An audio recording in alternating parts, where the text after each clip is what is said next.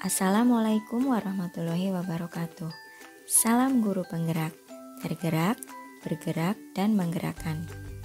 Pada kesempatan ini, saya akan memulai penyampaian hasil diskusi ruang kolaborasi modul 1.2 tentang nilai dan peran guru penggerak oleh kelompok A2. Sebelumnya, saya perkenalkan dulu anggota kelompok A2. Yang pertama ada Bapak Saiful Rohman, yang kedua Bapak Saiful Hikman, yang ketiga Ibu Afrilian Anggitasari, dan yang keempat saya sendiri, Dwi Hartanti. Selanjutnya kami ingin mengucapkan terima kasih kepada para pembimbing kami. Yang pertama ada Bapak Heri Kiswanto selaku fasilitator, lalu ada Bapak Imam Herianto dan Ibu Tia Siwi Novitalia selaku pengajar praktik. Program Guru Penggerak merupakan salah satu bentuk transformasi pendidikan yang sedang dijalankan oleh pemerintah saat ini. Berikut adalah nilai-nilai yang diharapkan dimiliki oleh seorang guru penggerak. Yang pertama adalah berpihak kepada murid. Segala daya dan upaya yang dilakukan oleh seorang guru penggerak adalah untuk kepentingan dan kemajuan murid. Yang kedua, mandiri. Artinya, seorang guru penggerak mampu mengembangkan dirinya secara mandiri dan bisa menyelesaikan tugas-tugasnya dengan baik. Yang ketiga, reflektif, yaitu mampu melakukan refleksi terhadap praktik mengajar, mengevaluasi kelebihan dan kekurangan dalam mengajar, serta meminta umpan balik dari guru dan murid. Yang keempat, kolaboratif, artinya mampu bekerja sama dengan baik dengan siapa saja dan kapan saja. Yang kelima, inovatif, senantiasa memiliki ide-ide baru dan merealisasikannya dalam pembelajaran. Dengan nilai-nilai guru penggerak tersebut, diharapkan seorang guru penggerak mampu menjalankan perannya dengan baik dan optimal sebagai seorang guru penggerak bagi dirinya sendiri, di dalam kelas, lingkungan sekolah, maupun lingkungan masyarakat. Berikut adalah peran seorang guru penggerak. Yang pertama, menjadi pemimpin pembelajaran yang mendorong well-being ekosistem pendidikan di sekolah. Yang kedua, menjadi coach atau pendamping bagi rekan guru lain terkait pengembangan pembelajaran di sekolah. Yang ketiga, mendorong kolaborasi dan membuka ruang diskusi positif antara guru dengan pemangku kepentingan di dalam dan di luar sekolah untuk meningkatkan kualitas pembelajaran. Yang keempat, mewujudkan kepemimpinan murid di sekolah melalui Merdeka Belajar. Yang kelima, menggerakkan komunitas praktisi untuk rekan guru di sekolah dan di wilayahnya. Setelah berdiskusi tentang nilai dan peran guru penggerak, kelompok kami memilih satu peran guru penggerak, yaitu menjadi pemimpin pembelajaran yang akan diwujudkan melalui kegiatan pembelajaran yang menyenangkan dan berbasis IT dengan tema Guruku, Temanku.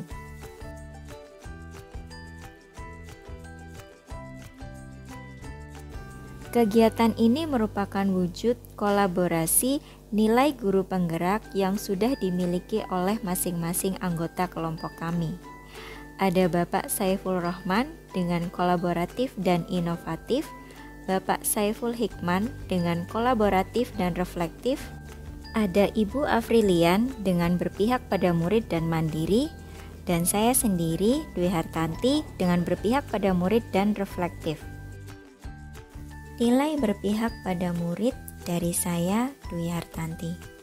Sebagai seorang guru, saya senantiasa berusaha mendesain pembelajaran yang bermakna bagi murid.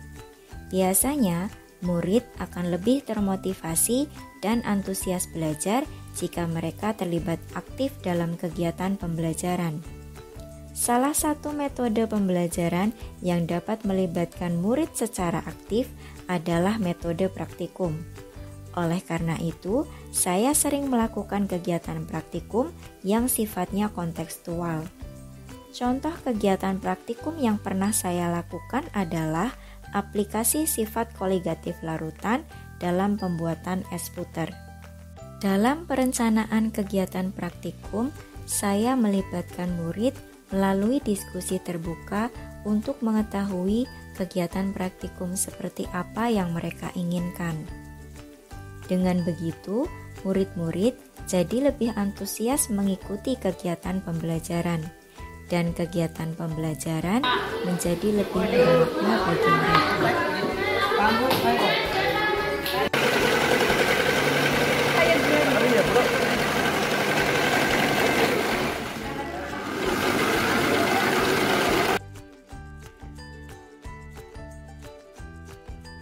Nilai selanjutnya adalah reflektif. Saya sering berdiskusi dengan rekan sejawat untuk mengetahui apakah kegiatan pembelajaran yang saya lakukan sudah sesuai dengan tujuan pembelajaran. Selain itu, dari diskusi tersebut, saya juga biasanya mendapatkan saran dan kritik untuk meningkatkan kualitas pembelajaran saya. Selain diskusi dengan rekan sejawat, saya juga mulai membiasakan melakukan kegiatan refleksi dengan murid pada setiap akhir kegiatan pembelajaran. Kegiatan refleksi dilakukan murid dengan cara mengisi jurnal refleksi. Berikut adalah contoh jurnal refleksi dari salah satu murid. Elaborasi nilai guru penggerak yang saya terapkan yaitu berpihak pada murid. Sebagai seorang guru, saya bertugas menuntun murid saya sesuai kodratnya menuju kebahagiaan dan keselamatan yang setinggi-tingginya. Saya menggunakan media flashcard, yaitu kartu yang memuat informasi yang dapat digunakan sebagai alat bantu supaya murid tertarik dan senang menghafal kosakata dalam bahasa Inggris. Nilai guru penggerak yang selanjutnya yaitu mandiri. Sebagai guru, saya selalu berusaha memunculkan motivasi dalam diri saya sendiri untuk membuat perubahan baik untuk lingkungan sekitar saya ataupun pada diri saya sendiri. Secara mandiri, saya selalu bersemangat untuk meningkatkan kompetensi saya di bidang pendidikan dengan mengikuti webinar secara online dan juga workshop IKM. Nilai peran guru penggerak pada diri saya yaitu berupa karya inovatif. Karya inovatifnya itu berupa di sini adalah CBT, Computer Based Test, yang terintegrasi dengan Android. Jadi sistemnya Bapak Ibu semi online. Jadi anak-anak tidak harus menggunakan kuota. Ini salah satu contohnya lingkungan di ruang server. Ada anak yang terkendala dengan HP-nya bisa menggunakan komputer di ruang labcom. Sedangkan anak-anak yang HP-nya tidak terkendala bisa menggunakan HP-nya untuk melakukan evaluasi tes di sini. Ini saya putarkan, suasananya hanya sepintas saja di ruang labcom atau suasana di server, hanya untuk menangani siswa yang terkendala dengan HP-nya atau tidak punya HP. Selanjutnya, tentunya untuk melakukan ini semua harus adanya berdiskusi dengan stakeholder yang ada di sekolah dan di luar sekolah, kemudian berdiskusi dengan pimpinan, kemudian yang paling utama adalah sosialisasi dengan wali murid. Itu yang sangat penting. Dan selanjutnya bisa saya contohkan, ini testimoni dari Assalamualaikum warahmatullahi wabarakatuh. Ini adalah kegiatan CBT ruang 1. Alhamdulillah lancar dan bersahabat. Iya. Terima kasih. Uji coba Betul, CBT Bapak ruang Ibu. 1. Jadi CBT ini sangat penting sekali kalau menurut saya untuk asesmen terutama. Selanjutnya yaitu bidang yang saya punyai yaitu kolaboratif, yaitu asesmen akhir berbasis Android tadi. Kita berkolaborasi dengan pimpinan, stakeholder dan lain-lain, kemudian membentuk komunitas praktisi, dan terakhir yaitu membentuk komunitas belajar atau kombel, yang dimana saya sebagai sekretaris di sini yaitu di komunitas penggerak PMM di Kabupaten Cilacap.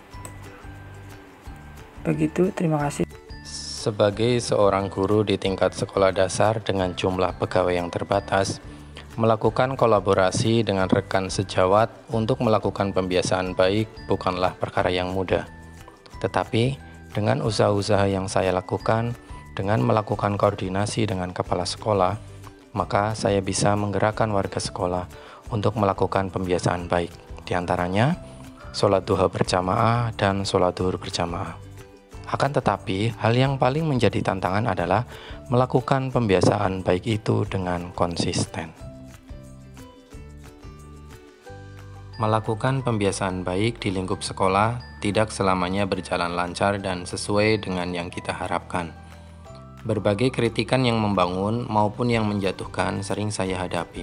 Tetapi, dengan tekad dan dukungan dari kepala sekolah, alhamdulillah, kegiatan pembiasaan baik, sholat duha berjamaah, sholat zuhur berjamaah, dan pembacaan Asmaul Husna serentak bisa tetap dilaksanakan meskipun masih banyak kekurangan.